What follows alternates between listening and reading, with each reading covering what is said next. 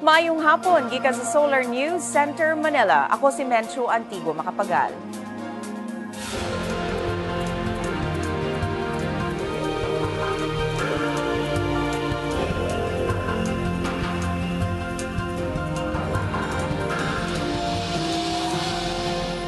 Ani ang mga balita alang sa Kabisayan ug Mindanao. US Ambassador miingon nga gikinahanglang ang framework agreement aron mapadali ang disaster response sa Amerika nganhi sa Pilipinas. Gisaara ng mga dapit nga naigo sa bagyong Yolanda nga mapasigaan sa dili pa ang Pasko. Wala mapalabang ang supplemental budget alang sa bagyo tungod kay walay quorum ang mga kongresista. O gilusad sa Zamboanga City ug Tangub City ang ilang tagsa-tagsa ka Christmas display. Gibutyag sa bag-ong US Ambassador nganhi sa Pilipinas, Philip Goldberg, nga tungod sa kadaot sa bagyong Yolanda, gikinahanglan ang bag-ong framework agreement tali sa Pilipinas aron mapalig-on ang presensya sa mga Amerikanong sundalo.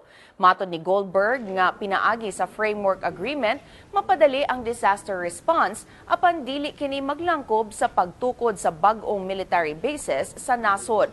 Si Goldberg uban ang mga bag-ong ambassador sa Vietnam, Canada, Myanmar ug Austria mihatag sa ilang mga credentials ngadto ni Presidente Aquino sa Malacañang.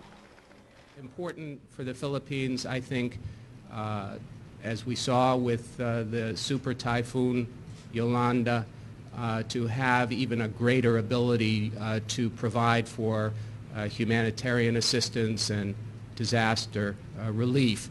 The ability to have that a little bit faster and more efficiently. We're not talking about bases or any kind of new bases for the United States. Gisaad sa Department of Energy nga hayag ang Pasko sa mga lugar nga apektado sa bagyong Yolanda. Samtang ang DPWH miingon dunay kapuy-an nga bunkhouses ang mga biktima sa bagyo sa dili pa ang Pasko. Si Luigi Flores sa detalye. Daan ang gibutyag ni Energy Secretary Jericho Petilla nga mo resign siya kung dili hingpit nga mohayag ang Pasko sa mga dapit nga naigo sa bagyong Yolanda. Apan kapin sa tulo ka semana sa dili pa ang Pasko, gitaho sa National Electrification Administration nga kapin pa sa 50% sa mga power lines sa Kabisayan ang wala pa maayo. Matod ni National Electrification Administration Chief Edita Bueno, mi-release na ang ahensya og kapin 371 million pesos sa loans sa dili mo menos 17 ka electric cooperatives nga naapektuhan sa bagyo. Maaring lumaki pa yan, so habang na-assess natin kung anong damage, then pwede naman tayo magpadagdag pa na or magpahiram. Pero of course, maayos din sana kung may support na makuha, no? Na masuportahan rin sila through a calamity fund. Gawa sa financial assistance, may padalag mga team ang kapin sa 60 ka electric cooperative sa Kabisayan aron mapadali ang pag-ayo sa mga nangaguba nga electrical equipment. Nagpadala sila ng kanilang mga linemen, mga foremen nila, yung kanilang boom truck, kasama doon lahat ng resources para tulungan yung electric cooperatives na naapektuhan ng Yolanda. Si Petilla nagkanayon gitarget sa DOE nga mapabalik ang supply sa kuryente sa 250,000 kapanimay. Apan mipasabot si Petilla, nakapalangan ang daotang panahon sa hinanaling pag-ayo sa supply sa kuryente. You have to make sure that your house is actually ready. Ang problema lang dito, kaninong responsibility ba ang bahay na tama na ang wiring? Pero yung certification na yan, manggagaling sa bahay. Bisan sa kalangan sa pag-ayo sa mga linya sa kuryente sa Kabisayan, may pasalig pag-usab si Petilla nga mo resign siya kung dili mahingpit pagbalik ang supply sa kuryente sa Leyte sa dili pa ang Pasko ug sa Samar sa dili pa matapos ang tuig. Kabahin sa kapuy-an sa mga survivor sa bagyo, gi-anunsyo sa Department of Public Works and Highways nga maandam na ang bunkhouses inig Pasko. Gilaraw nga mahuman sa DPWH ang pagtukod sa mga balay sa Tacloban City karong December 21. Gitukod sab ang laing 17 ka bunkhouses sa ubang bahin sa Leyte ug sa mga probinsya sa Eastern Samar ug Samar. Buot sa DPWH nga motukod og laing pang bunkhouses sa mga naigo sa bagyo kung tugutan na kini sa mga local government units. In-identify yung mga site in coordination with LGUs kasi. So kung maraming na-identify na site pero hanggat hindi cleared with the LGU. Luigi Flores, Solar News. Wala mapalabang sa House of Representatives ang House Bill 3423 nga muumulog supplemental budget alang sa mga biktima sa bagyo tungod sa kakulang sa quorum. Wala kaabot ang roll call sa gikinahanglang quorum nga 130 sa kinatibuk ang 292 ka mga kongresista. Gikwestiyon ni Abacada Party List Representative Jonathan de la Cruz ang attendance sa lower house tungod kay buot niya nga tutukan ang supplemental budget uban ang mga magbabalaod. Gibutyag sab ni House Appropriations Committee Chair Isidro Ungab nga nasagmuyo siya sa mga panghitabo. Dugang ni Ungab igipaabot nga mapalabang sa House ang supplemental budget karong adlaw aron ipadangat na kini ngadto sa Senado sa labing daling panahon. Giaprubahan na atol sa third reading ang Joint Resolution 7 nga mi-extend sa validity sa 2013 Calamity Fund hangtod na sa December 2014. They have a deadline to make, so I can appreciate what they are trying to do. But at the same time, we have to appreciate the fact that this is a deliberative body. And there is a need for us to really take a look at all of the provisions of the supplemental budget. Personally, sa tingin ko, wala talaga sa timing yung tinatanong yung quorum na alam naman natin na... Do you think na it was sort of a delaying tactic? It was a delaying tactic talaga. Why so, sir? Ba't nila kailangan i-delay? I don't know. Siguro may mga tao na natutuwa na nakikita, naghihirap yung ibang tao. People are hungry, people have no shelter. One day would count. One day could save a lot of people. Gisagop sa Quezon City Government ang tulo ka lungsod sa Leyte nga nagrabihan sa bagyong Yolanda. Ipadala ang 100-man team sa Quezon City paingon sa mga lungsod sa Santa Fe, Tolosa ug Palumpon aron mahatag ang dinaliang relief ug medical assistance. Gigahinsab ang 10 milyones pesos nga kantidad sa ekipo ngadto sa mga biktima sa bagyo. Moabag sab ang kagamhanan sa Quezon City sa reconstruction sa munisipyo ug sa Rural Health Unit sa Tolosa ug sa pag-ayo sa pantalan sa Palumpon. Gitahasan na ang tanang barangay sa Quezon City nga mosalmot sa Adapt a Town scheme ubos sa Metropolitan Manila Development Authority. Nakahatag na ang Quezon City Government og 50 million pesos nga hinabang. Misaad paghatag og $4 million alang sa Agriculture Rehabilitation Aid ngadto sa mga Typhoon Yolanda affected areas ang International Fund for Agriculture Development. Ang assistance nga mokantidad og 164 million pesos gamiton alang sa agricultural rehabilitation ug startup grant ngadto sa mga mag-uuma nga apektado sa bagyo. Matud sa IFAD Country Program Officer Dr. Yolando Arban, gilihok na karon sa Department of Agriculture ug sa Department of Finance ang pagdawat sa pondo. Ang IFAD aduna daay mga proyekto sa Eastern ug Western Visayas. Ibutang ubos sa project evaluation sa IFAD Executive Board ang hinabang sanglit milapas ang kantidad sa $500,000. Gisultihan ang IFAD pinaagi sa DA nga moabot sa 89,000 hectares sa agricultural lands ang naapektuhan sa Typhoon Yolanda. What we're doing right now is we're working with the DA because they have, I think, 7 priorities in terms of responding to the victims of Typhoon Yolanda. And one of those is provision of inputs. Mitunol ang Cagayan de Oro City Government ug financial assistance alang adto sa mga survivors sa bagyong Yolanda. Si Cheng Ordonez adunay detalye. Cheng? Menchu, gitunol sa kagamhanan sa siyudad sa Cagayan de Oro ang 5 million pesos nga financial assistance pinaagi sa Department of Social Welfare and Development Regional Office. Sa ilang transmittal letter ngadto ni DSWD Secretary Corazon Soliman, si Mayor Oscar Moreno miingon nga ang siyudad nakighiusa sa katawhang Pilipino ug sa national government pagtabang sa mga apektado sa bagyo. Ang salapi magamit sa distribution sa mga relief goods. Nanghangyo ang mayor gikan sa DSWD alang sa eksaktong panahon sa pagduso sa liquidation sa financial aid. Sa yuniini, ang syudad nakapadala sa og 350 sako nga bugas ngadto sa lalawigan sa Southern Leyte ug laing 50 sacks sa bugas alang sa Tacloban. Menchu. Dagang salamat. Cheng Ordonez reporting gikan Cagayan de Oro City. Giklaro sa Department of Agriculture nga miabot na sa 150,000 hectares ang umahan sa Kabisayan nga nadaot tungod sa bagyong Yolanda. Gibana-bana nga mukabat sa 33 billion pesos ang danyo sa agriculture sulod karong tuiga kapin 10 billion pesos niini tungod sa bagyong Yolanda. Busa gikinahanglan ang massive rehabilitation tungod sa kalapad sa kadaot. Unang buhaton mao ang paghawan o paglimpyo sa mga umahan. Sundan kini sa pag-apod-apod og mga liso alang sa food production.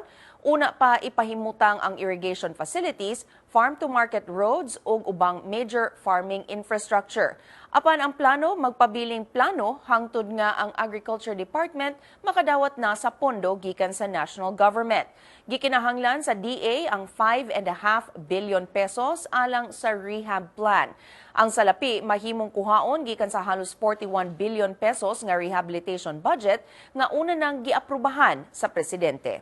So ito ay napaka-basic, at least pwedeng mag-recover ang ating mga farming communities, pwede nilang ma-restore ang mga productive assets, na pwedeng babalik ulit ang livelihood opportunity ng ating mga farming communities. Giumon sa National Disaster Risk Reduction and Management Council ang bag-ong team nga mohimog mas detalyado nga assessment sa danyo sa mga lugar nga naigo sa bagyo. Musugod na sa ilang training sunod semana ang Post-Disaster Needs Assessment Team kon PDNA nga gilangkuban sa mga representante sa mga nagkalain-laing mga ahensya sa gobyerno. Gibutyag sab sa NDRRMC nga nakabalik na sa ilang operasyon ang mga merkado, ospital, tindahan, gasolina, bangko o pantalan sa Palo, Leyte. Matod ni NDRRMC Executive Director Eduardo Del Rosario, gipadayon na sa mga local government units ang clearing operations human mibalik na sa kauluhan ang mga personnel gikan sa MMDA. Gibutyag sa National Disaster Risk Reduction and Management Council nga anaa sa 5,680 ang patay tungod sa bagyong Yolanda. Matod sa NDRRMC, pabilin gihapon sa kapin 26,000 ang samdan ug misaka na sa dulan 1,800 ang missing tungod sa bagyo. Dulan 900,000 na sab ang mga apektadong pamilya o kapin sa 4 million ka mga tao ang naapektuhan sa bagyo. Sobra sab sa 28,000 ka mga pamilya ang pabilin gihapong nagpuyo sa mga evacuation centers. Kapin sab sa 1 ka milyon ka balay ang nangaguba ug mukabat na ngadto sa kapin 34 billion pesos ang danyos nga mugna sa bagyo. Inaydunggon ang panawagan sa katawhan aron siya mudagan pagka-presidente sa 2016. Giduso na hinuon ni Davao City Mayor Rodrigo Duterte si kanhi Chief Justice Renato Puno isip angayan nga presidentiable. Namulong aton sa launching sa Sunstar Davao Yearbook 2013 ni atong Biyernes, gisalikuhay ni Duterte ang panawagan sa mga netizens nga siya magpapili sa labing taas nga pwesto sa kagamhanan. Ang panawagan na himo human si Duterte mihimo og mga lakang pagtabang sa mga naigo sa bagyong Yolanda. Apan matod sa mayor, dili kini paigo nga sukaranan aron siya magpapili pagka-presidente. Makadaghan ng higayon si Duterte mubalibad pagpapili sa mas taas nga posisyon. Kadaghanan sa barangay ang reklamo na o pagkaot o medisina. Di kami na ang kwarta diha. Pero po tayo na ganyan kung sige mo black by ara, misakasakay ng aeroplano, nagkastong kwarta na inyong marang binuang na. Giusbangon na sab sa mga oil firms ang presyo sa lana tungod sa pag-irog sa presyo sa international oil market. Gipasaka sa Shell, Petron, PTT ug Phoenix ang presyo sa gasolina ngadto sa 35 centavos matag litro ug ang ilang diesel kun krudo ngadto sa 1 peso ug 35 centavos matag litro. Gipaburot sab sa Shell ug Petron ang presyo sa kerosene ngadto sa 1 peso ug 20 centavos matag litro. Walay labot sa price increase sa lana ang mga probinsya sa Aklan, Bohol, Capiz, Iloilo, Leyte ug Samar. Mga balita gawa sa nasod sa report ni Luigi Flores. Miluwat na ang 34 ka nasod ug mga travel advisory batok sa Thailand. Kini human miulbo sa nasod ang kagubo tali sa mga pulis ug mga aktivista nga buot magpalagpot si Prime Minister Yingluck Shinawatra. Matod sa Tourism Authority of Thailand, lakip sa mga nasod nga miluwat og travel warning ang China, Estados Unidos, France, Australia ug Japan.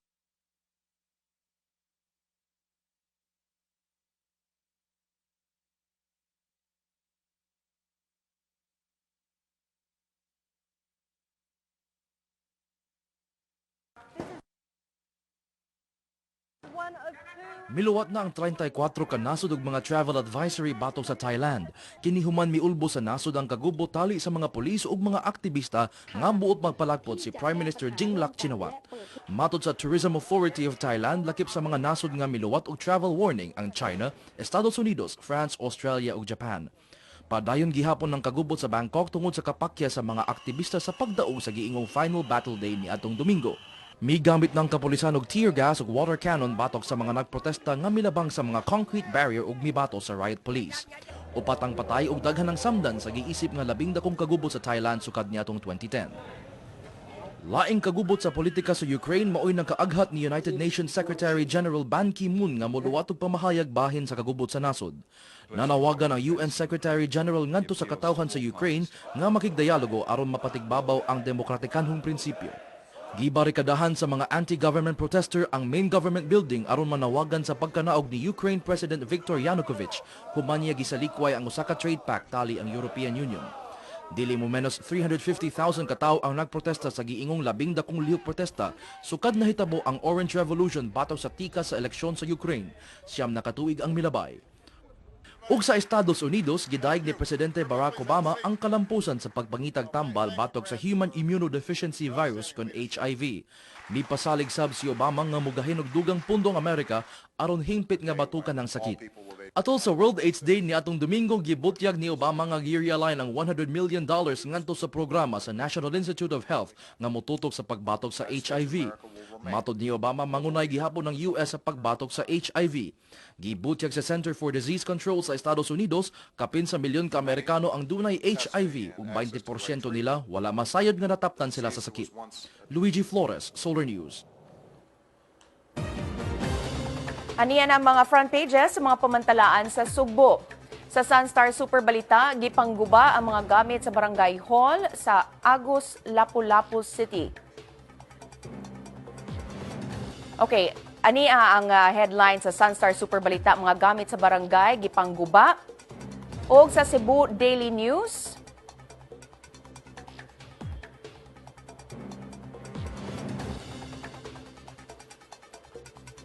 ang headline sab ang pagpaningil sa dakbayan sa Sugbo ngadto sa usa ka real estate firm. Pareho sila og headline sa Sunstar Cebu. Ipatuman sa Lapu-Lapu City sa Sugbo ang no-build zone sa mga coastal barangay. Si Twinnie Malinaw sa detalye. Twinnie? Mensyo, ipatuman sa Lapu-Lapu City Government ang no-build zone policy diha sa mga high-risk areas sa mga coastal barangay sa syudad tungod mamiligro kini sa storm surge. Mato ni Lapu-Lapu City Mayor Paz Radaza, sugdan sa isunod tuig ang clearing sa mga estruktura. Nasuta nga ang barangay sa Pusok, Ibo ug kabahin sa barangay Paho ang adunay labing daghan ug nagpuyo nga mapektuhan sa no-build zone policy. Aduna kini 4,000 ngadto sa 5,000 ka molupyo nga ma-relocate. Nakigalayon karon ang syudad sa mga urban poor groups aron pag-ila sa mga professional squatters. Samtang andamon pa ang mga relocation sites. Gipasalig ni Radasa ang paghatag og financial assistance ngadto sa mga apektadong residente. Ang syudad adunay 30 ka barangay ug duha lang niini ang wala sa coastal area. Gibutyag sa ni Mayor Radaza nga wala na yung mga evacuees sa mga evacuation centers sa syudad. Libuan ang mga evacuees gikan sa Leyte nga ang gipahimutan sa 5 ka evacuation centers, pipila ka adlaw humanigo ang bagyong Yolanda. Mention. Daghang salamat, Twinnie Malinaw, reporting gikan Cebu City. Sa pagbalik sa Solar News Cebuano, gilusad na sa Tanggo, Buog, Zamboanga City sang ilang tagsa-tagsa ka Christmas displays. Ang detalye sa among pagbalik.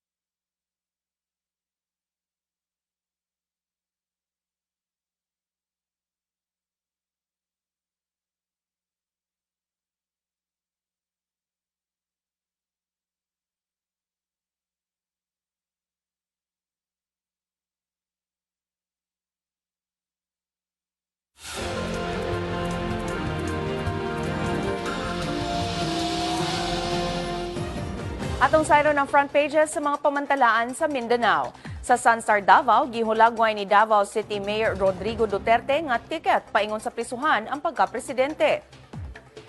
Sa Bandera Mindanao, headline ang pag-resign ni Customs Commissioner Rufy Biazon. Sa Mindanao Daily, Northern Mindanao, milusad sa ilang Green Governance Program ang lungsod sa Naawan, Misamis Oriental. Sa Mindanao Daily, Western Mindanao, giawhag sa mga Muslim groups ang kahiusahan sa Moro National Liberation Front ug Moro Islamic Liberation Front. Sa Mindanao Daily, Caraga, misalmot ang Department of Health Caraga sa kampanya Batok sa Women's Violence. Og sa Mindanao Daily Davao, nangayo og donasyon nga construction materials ang Philippine Army alang sa mga biktima sa bagyong Yolanda. Gipasigan na sukad kagabi sa Zamboanga City Government ang gatusan ka Christmas lights isip kabahin sa tinuig nga Christmas program sa syudad. Ang mga suga miadorno sa Zamboanga City Hall ug sa mga dalan palibot niini. Ang suga miusab sa panagway sa syudad nga sama sa Ghost Town tulo na kabulan ang nakalabay tungod sa pag-atake sa MNLF Miswari faction ni adtong Setyembre. Nagtapok kagabi atubangan sa City Hall ang mga mulupyo aron pagsaksi sa tinuig nga kalihukan. Nangulo sa ceremonial switch ang mga Zamboanga City officials. Gawa sa City Hall lights, aduna say 5 ka giant Christmas trees palibot sa City Hall ug sa Petit Parax area.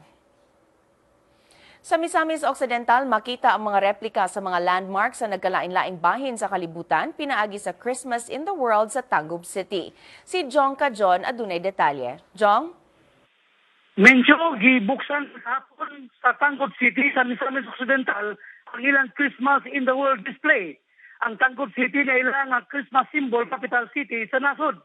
Ipasiga kagabi sa ang mga giant Christmas symbol sa siyudad na may pasundayag sa mga replika sa mga landmark sa laylayang bahin sa kalibutan. Nagdakip kini sa giant replicas sa St. Basil Cathedral sa Moscow, Russia. Baobab Tree sa South Africa, Eagle Towers, Norway, Sydney Opera House sa Australia, Trojan Horse sa Grace o Ubanta. Matod o mao kini ang ika-21 katuig nga pagpaygayon sa Tangkod City sa ilang Christmas Festival. Hinungdan nga nila kini nga Christmas symbol capital city sa nasod. Naka-record ang Department of Tourism o 1.7 million nga turista kinsa mibisita sa Tangkod City sa usa ka bulan sa Christmas activities sa naging tuig. Karong tuiga, mangulikta ang syudad o tag 10 pesos isip entrance fee. Matupad ni Mayor Philip Tan, ang kitaon sa pasundayag ihatag ngadto sa mga biktima sa bagyong Yolanda. Mencho? Daghang salamat, Jong Kajon, reporting gikan Pagadian City. Gipasalig sa National Food Authority nga dunay igong supply sa bugas alang sa Zamboanga del Sur. Matod sa NFA, hangtod kagahapon aduna sila'y total procurement sa palay nga moabot sa kapin 57,000 bags ug rice stocks inventory nga haduol sa 10,000 kasako. Ang Pagadian City ug tibuok Zamboanga del Sur mokonsumo og kapin 4,000 ka bag sa bugas matag adlaw. Naila ang Zamboanga del Sur nga rice granary ug top rice producer province. Gibutang ubos sa duha ka semanang Armored Vehicle Recovery Operations and Maintenance Training ang 16 ka sundalo ubos sa 1st Cavalry Squadron Mechanized Infantry Division sa Camp Jacobo Zobel sa Zamboanga del Sur. Gipahigayon ang training pinaagi sa Technical Education and Skills Development Authority kun TESDA. Ang training tinuig nga gihimo aron maandam ang mga sundalo pag-maintain sa mga sakyanan igugubat. Lakip sa gitudlo ngadto sa mga sundalo unsaon pagtubag sa higayon nga madaot ang mga sakyanan sama sa tangke taliwala sa panggubatan. Plano sa Philippine National Police nga ibalhin ngadto sa Zamboanga City ang headquarters sa Maritime Police sa sunod tuig. Kini tungod sa padayong smuggling ug sa padayong human trafficking sa Zamboanga Peninsula ug sa Basilan, Sulu ug Tawi-Tawi. Gikinahanglan sab ang pagbalhin sa Maritime Police Headquarters aron dili masubli ang Zamboanga siege ni adtong Setyembre. Apan matod sa PNP, gikinahanglan ang 63 million pesos alang sa ilang pagbalhit. Giklaro sa kapulisan nga bisan sa pagbalhin sa Maritime Police Headquarters, magpabilin gihapon ang ilang mga maritime stations lukop nasod. Giklaro sab sa Maritime Group nga kinahanglan sa palambuon ang mga maritime law sa nasod aron mabatukan ang smuggling o human trafficking. Gihimakak sa kapulisan sa Davao City nga mga vigilante ang responsable sa sunod-sunod nga pagpamatay sa syudad, dili palang dugay. Si Ben Teshorna sa detalye. Ben? Yes, Menchu. Gisalikoy ni Davao City Police Office Director Senior Superintendent Vicente Danao ang pagtuo nga binuhatan sa Vigilante Group Davao Death Squad ang sunod-sunod nga pagpamatay sa siyudad sa miaging semana. Sunod-sunod nga napatay sa miaging semana ang tulo ka tawo kinsa adunay criminal records. Ang mga gunmen pulos nakasakay og motorsiklo. Apan matod sa hepe sa kapulisan, base sa ilang investigasyon, mga gun for hires ang responsable sa pagpamatay. Mencho dili na bago sa Davao City ang summary killings tungod kay kaniadto pang dekada 80 nagsugod samtang mga gikuhang kriminal ang mga biktima niini. Gihimuan na kini og investigasyon sa Commission on Human Rights apan walay nakasuhan. Giangkon sab sa kapulisan na dili mulungtad ilang kaso nga ipasaka batok sa mga masikop nga suspect tungod kay dili mobulig sa kaso ang mga nakasaksi sa pagpamatay. I do believe na katulad ng nahuli natin doon sa Sasa Police. He is a hard killer actually. And siya ay nagpaluyo sa upang patay din eh. Yes, and unfortunately, nainabuhi diya ang ayang gibusin. Di man inoon mo witness. Nga naman. Handok siguro. Hangtod karon gatusan na mga biktima sa giingong summary killings nga hinimuan matud pa sa Vigilante Group Davao Death Squad. Menchu? Daghang salamat Ben Teshorna reporting gikan Davao City. Balita sa SEA Games sa Sports News uban ni Jun Tariman. Masaligon ang Philippine Sports Commission ug ang Philippine Olympic Committee sa delegasyon sa nasod karong tuiga alang ngadto sa Southeast Asian Games dito sa Myanmar. Mato ni PSC Chairman Ricardo Garcia, mas ligon ug mas competent ang delegasyon tungod sa hugot nga screening process nga gipatuman karong tuiga. Our team, I would say, compared to the previous, I think we have a stronger team now than the previous years. They are, I think, more prepared. They have been undergoing a lot of training, but definitely the athletes that are going to the Southeast Asian Games are all capable of winning gold medals. Hinoon giangkon sa mga sports officials nga ang pagkulang sa budget ug support mosangpot nga magpabilin ang nasod sa ikaunom nga ranking sa competition. That entails a lot of money. Even the coaches that come here, the food that we have to give them, the facilities that we need, it will cost a lot of to get them there. But we have to do that. We have been competing using merely our natural ability. Adunay 210 ka athletes kinsa naglangkob sa Philippine team. Gipaabot nga manghawd ang Pilipinas sa wushu, athletics, taekwondo, boxing, rowing, sailing ug basketball. Wala na sa SEA Games ang tennis, dance sports, baseball ug football. Ipahigay ng SEA Games sa December 11 hangtod 22. Sa local basketball, mag-ilog karong hapon ang University of Santo Tomas Growling Tigers o Far Eastern University Tamaraos alang sa katapusang semifinal slot sa Philippine Collegiate Champions League.